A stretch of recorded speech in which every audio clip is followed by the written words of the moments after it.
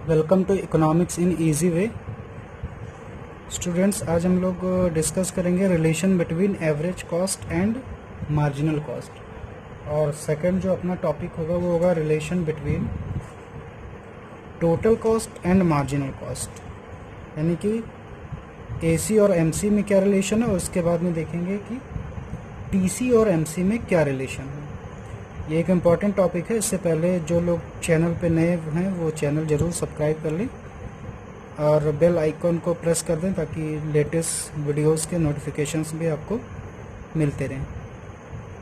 ठीक है, क्योंकि इस पूरे हमारे चैनल पे क्लास 11th और क्लास 12th के जितने भी वीडियोस हैं वो सब आएंगे, यानी कि पूरा कंप्लीट सिलेबस होगा। तो पूरी economics of micro economics and micro economics यहाँ से कंप्लीट कर सकते हैं। This is also useful for the BCom part 1 and BCom part 2।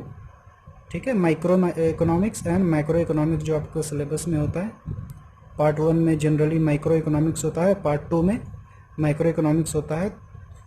तो सेम टॉपिक है, अगर बीकॉम है, बीबीए है, तो उसके लिए भी यही सेम टॉपिक है। ठीक है, तो वहाँ जो बीकॉम के स्टूडेंट्स हैं उनके लिए भी सेम टॉपिक है, तो वो लोग भी ये क्लासेस ले सकते हैं। ठीक है, तो देखते हैं relation between average cost and marginal cost, कि एवरेज कॉस्ट और मार्जिनल कॉस्ट क्या होती है। ये हम इस चैप्टर का लास्ट वीडियो देख रहे हैं। ठीक है, कॉन्सेप्ट ऑफ कॉस्ट जो चैप्टर 8 अपना चल रहा है उसका ये लास्ट वीडियो होगा प्रॉबेबली, और इसमें हम लोग ये डिस्कस करेंगे। तो एवरेज कॉस्ट और मार्जिनल कॉस्ट क्या होती है इससे पहले हम बता चुके हैं। Explicit cost, implicit cost. अगर ये वीडियो नहीं देखी तो स्टार्टिंग की वीडियोस को ज़रूर देख लें, चैप्टर 8 के स्टार्टिंग की वीडियो, तो ये चीज़ें आपको ज़्यादा क्लियर समझ में आएंगी। ओके, सो आगे बढ़ते हैं, देखते हैं क्या है। तो सबसे पहले इसमें हमने एक टेबल बनाया है ना, डायग्राम के थ्रू भी इसको बता सकते हैं, तो आगे डायग्राम भी बताएंगे, पहले देखते हैं इसका टेबल के थ्रू। तो आउटपुट अगर हम 0, 1, 2, 3, 4, 5 जैसे जैसे आउटपुट इंक्रीज करते हैं तो टोटल कॉस्ट जो है वो इंक्रीज होती है। 10 से 20 हो गई, 28 हो गई, 34, 38, 42। अब देखिए, एवरेज कॉस्ट हमको कैलकुलेट कर लेंगे और मार्जिनल कॉस्ट कैलकुलेट कर लेंगे। एवरेज और मार्जिनल इन एसी और एमसी के बीच में हमको रिलेशन स्टैब्लिश करना है, रिलेशन को बताना है। ठीक है, तो एसी का हमने फॉर्मूला आपको बता रखा है, एवरेज कॉस्ट। तो एवरेज कॉस्ट का फॉर्मूला क्या होता है यहाँ पे हम मेंशन कर देते हैं, TC upon Q, total cost upon quantity. तो टोटल कॉस्ट ये है और ये आउटपुट है, क्वांटिटी मीन्स आउटपुट। ठीक है, यानी कि क्या है, ये ही क्यू है अपनी। तो यहाँ पे क्या हो जाएगा, 10 अपॉन 0, तो किसी भी नंबर में 0 से डिवाइड करेंगे तो इन्फिनिटी हो जाएगा। 20 अपॉन 1, तो आपका हो जाएगा 20।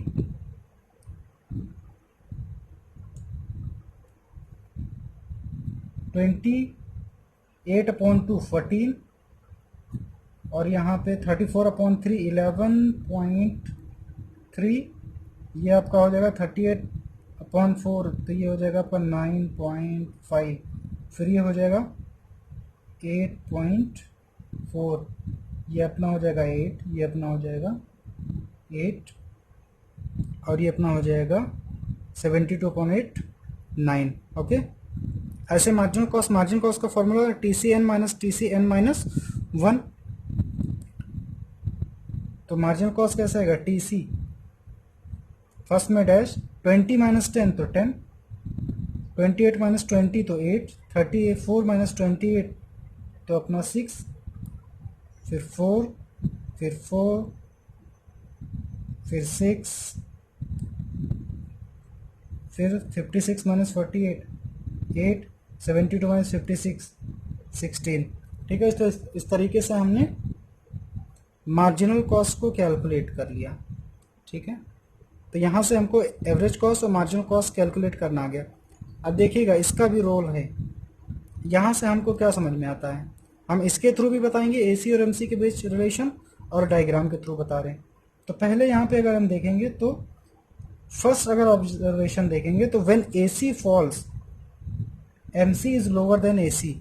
जब एसी फॉल होती है तो एमसी जो है मार्जिनल कॉस्ट एवरेज कॉस्ट से कम होती है। जब एसी फॉल होती है, एसी फॉल कब होती है ये हम देखें। एसी फॉल कब होती है? 20, 14, 11.5 यहाँ तक अगर देखें 20 से लेके यहाँ तक तो क्या हो रही है? एसी फॉल हो रही है 8 तक एसी फॉल हो रही, और एसी फॉल अगर हो रही है तो उसके साथ साथ मार्जिनल कॉस्ट क्या है? मार्जिनल कॉस्ट इससे कम है। ठीक, देखिए यहाँ पे 20, यहाँ 10, 14, 8, तो जब एसी फॉल होगी तो मार्जिनल कॉस्ट एवरेज कॉस्ट से कम होगी, है ना? ये देखिए हमेशा मार्जिनल कॉस्ट कम ही है। Second observation, when AC rises, जब एसी राइज होती है 8 से 9 हुई, एसी राइज हुई, तो MC is greater than AC, तो भी मार्जिनल कॉस्ट एवरेज कॉस्ट से ज़्यादा है। मार्जिनल कॉस्ट कम है, एवरेज कॉस्ट, मार्जिनल कॉस्ट ज़्यादा है, एवरेज कॉस्ट कम है, तो MC is greater than AC. Third observation, MC cuts AC at its lowest point, ये हम आपको डायग्राम में बताएंगे। ठीक है, तो डायग्राम के थ्रू हम ऐसे डायग्राम बनाएंगे। ये क्या है? Relation between AC and MC, AC और एमसी में रिलेशन। ठीक है, तो ये अपनी एवरेज कॉस्ट है। इससे पहले हम एवरेज कॉस्ट और मार्जिनल कॉस्ट बता चुके हैं। ये ऐसा डायग्राम क्यों बना रहे हैं, कैसे बना रहे हैं, डायग्राम कैसे बनाते हैं, ये हमने पिछले वीडियो में बता दिया है। तो ये एवरेज कॉस्ट हो गई और ये अपनी हो गई मार्जिनल कॉस्ट। तो हमने नंबर 1 ऑब्जर्वेशन यहाँ से बताने हैं। ठीक है, इसके स्क्रीनशॉट ले लें अगर आपको नोट्स चाहिए। ठीक है, इसको फेयर भी करते रहना है, और डायग्राम जो बनेगा वो आपका पेंसिल से बनेगा, पेन से नहीं बनाइएगा फेयर में। तो ये आपका डायग्राम होगा। अब आते हैं observation.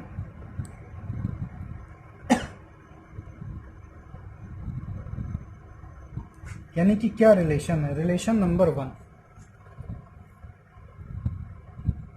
When AC falls, when AC falls, MC is lower than AC।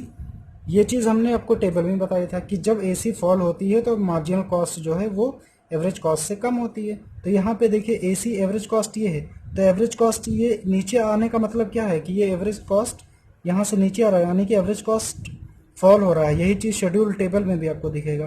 तो मार्जिनल कॉस्ट इससे कम है ना, इससे नीचे यानी कि मार्जिनल कॉस्ट कम है। तो नंबर 1 पॉइंट ये हो गया। Point number 2, when AC rises, जब एवरेज कॉस्ट जो है ये राइज होता है तो MC is greater than AC, तो एमसी एसी से ज़्यादा हो जाता है। तो सेकेंड पॉइंट लिख लेते हैं, when AC rises MC is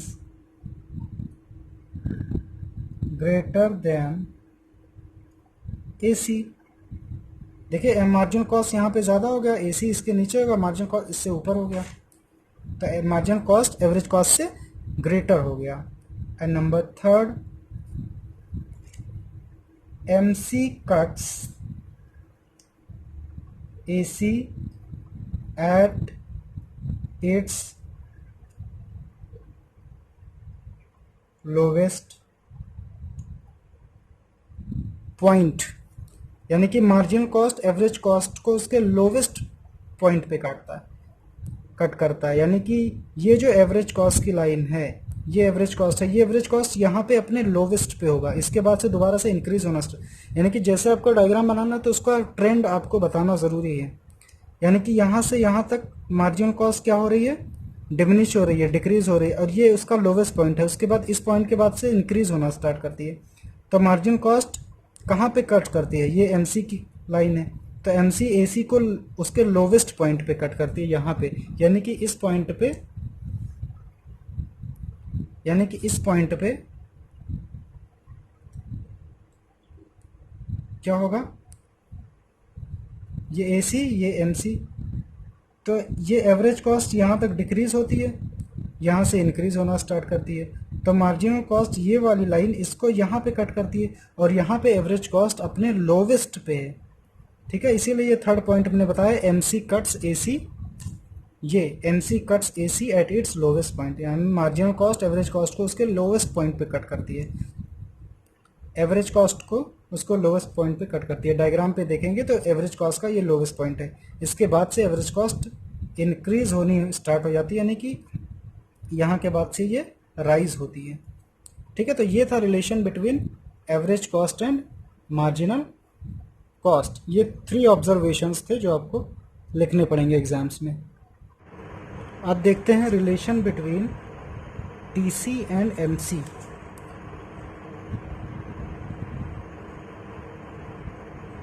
relation between TC and MC, यानी कि टीसी और एमसी में क्या रिलेशन है। ठीक है, देखिए इसमें एक साथ ही साथ दोनों डायग्राम बनेंगे। ये आपका है एक्स एक्सिस, ये आपका है वाई एक्सिस, ये आउटपुट और ये भी आउटपुट। ठीक है, तो देखिए टोटल कॉस्ट हम यहाँ से बनाते हैं, इसलिए आपसे बार बार कह रहा हूँ कि स्टार्टिंग से वीडियो देखिए, क्योंकि हम total cost, variable cost, fix cost, average cost सब ऑलरेडी एक्सप्लेन कर चुके हैं, तो स्टार्टिंग वाली वीडियोस ज़रूर देख लें। तो टोटल कॉस्ट का हमने डायग्राम, ये टोटल कॉस्ट कर्व है, यानी ये टोटल कॉस्ट की लाइन है, ये है ई डैश, और ये है मार्जिनल कॉस्ट, ये थोड़ा सा यू शेप्ड होता है, ये आपको पता है। ठीक है, अब यहाँ पे हम इन्हें इसको सेपरेटली, वहाँ पे इंडिविजुअली टोटल कॉस्ट और मार्जिनल कॉस्ट क्या होता है ये हम पढ़ा चुके हैं, डायग्राम ऐसा क्यों बनता है वो बता चुके हैं। यहाँ पे हमको रिलेशन बताना है, तो रिलेशन क्या होता है, देखिए यहाँ से यहाँ तक डायग्राम क्या हो रहा है, इंक्रीज हो रहा है, यानी कि at point E dash total cost increase हो रहा है एट अ डिक्रीजिंग रेट, यानी कि टोटल कॉस्ट इंक्रीज हो रहा है डिक्रीजिंग रेट से डिमिनिशिंग रेट से।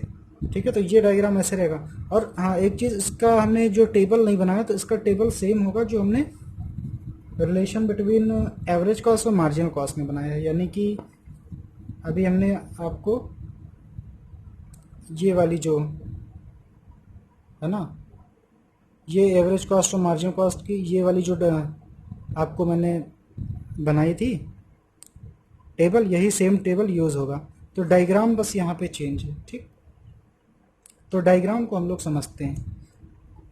तो पॉइंट नंबर 1 ऑब्जर्वेशन क्या होगा कि मार्जिनल कॉस्ट जब डिक्रीज होती है, ठीक है, तो टोटल कॉस्ट क्या होती है, इंक्रीज होती है डिमिनिशिंग रेट से यहाँ से यहाँ तक, और अगर यहाँ से यहाँ तक इसीलिए इसको मिलाया गया है, ये फर्स्ट फेज, तो यहाँ से यहाँ तक मार्जिनल कॉस्ट डिक्रीज हो रही है, लेकिन टोटल कॉस्ट जो है वो इंक्रीज हो रही है, बट डिक्रीजिंग रेट से। डिक्रीजिंग रेट का मतलब होता है कि जैसे टोटल कॉस्ट 10 है और उसके बाद वो 18 हो गई है, यानी कि इसको अगर इंक्रीजिंग रेट से बढ़ना है तो मोर देन 20 चाहिए, क्योंकि 10 के बाद अगर एक लेबर काम कर रहा था तो 10 था, दूसरा लेबर हो रहा है तो 20 होना चाहिए ना, बट 18 हो रहा है, तो मतलब इंक्रीज तो हो रहा है बट उस प्रपोर्शन में नहीं हो रहा है, तो इसको बोलते हैं डिक्रीजिंग रेट से रिटर्न हो रहा है, इंक्रीज हो रहा है। ठीक है, तो नंबर 1 ऑब्जर्वेशन क्या होगा यहाँ पे,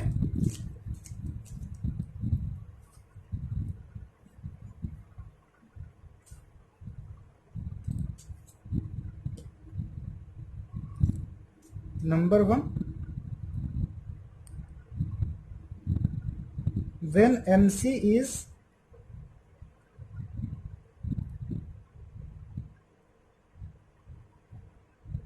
diminishing, TC increases at decreasing rate, TC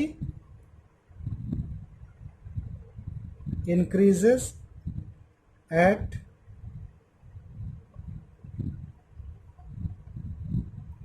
decreasing rate. Second अगर हम देखेंगे तो जब MC राइज हो रहा है, मार्जिनल कॉस्ट यहाँ के बाद राइज हो रहा है, तो when marginal cost is rising TC increases at an increasing rate, और जब मार्जिनल कॉस्ट राइज हो रहा है यानी कि यहाँ के बाद में, तो मार्जिनल कॉस्ट जब राइज हो रहा है तो टोटल कॉस्ट इंक्रीज हो रहा है इंक्रीजिंग रेट से। Number 2,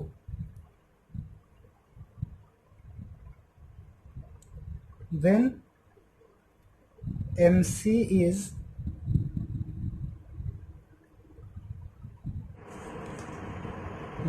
rising, TC increases at an increasing rate, यानी कि जब मार्जिनल कॉस्ट क्या हो रही है, राइज हो रही है, यहाँ से यहाँ राइज हो रही है, तो टोटल कॉस्ट जो इंक्रीज हो रहा है वो इंक्रीजिंग रेट से हो रहा है। यही चीज़ अगर हम आपको टेबल में दिखाएं, यही चीज़ अगर आप टेबल में देखेंगे तो यहाँ पे मार्जिनल कॉस्ट जब 8 से 16 हो रही है, मतलब मार्जिनल कॉस्ट जब इंक्रीज होती है, पुराने वाले भी टेबल में देखेंगे तो जो टोटल कॉस्ट है वो इंक्रीजिंग रेट से इंक्रीज होती है, मतलब जितना उसको इंक्रीज होना चाहिए उससे ज़्यादा इंक्रीज होती है। और जो अपना थर्ड पॉइंट होगा, when MC reach at it lowest point, जब मार्जिनल कॉस्ट अपने लोवेस्ट पॉइंट पे होता है, ये मार्जिनल कॉस्ट का अपना लोवेस्ट पॉइंट है, ठीक। ई TC stops increasing at decreasing rate, यानी कि टीसी डिक्रीजिंग रेट से इंक्रीज होना स्टॉप हो जाता है इस पॉइंट तक, यानी कि इस पॉइंट तक टीसी क्या होता है, इंक्रीज होता है डिक्रीजिंग रेट से, इसीलिए ई डैश है, ठीक है। तो थर्ड पॉइंट अपना, तो third point, when MC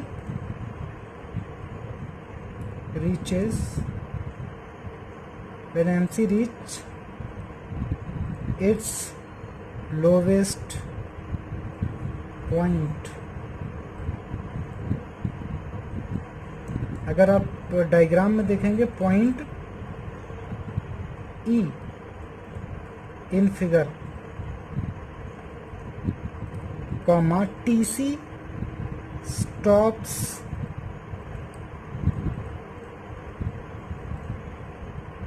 increasing at a decreasing rate, ठीक है। और ये है पॉइंट, अगर डायग्राम में देखेंगे तो ये टीसी स्टॉप होता है डिक्रीजिंग रेट से, यानी कि ये ई डैश, ठीक है। तो ये था relation between total cost and marginal cost. तो इसके साथ ही ये चैप्टर 8 आपका एंड होता है।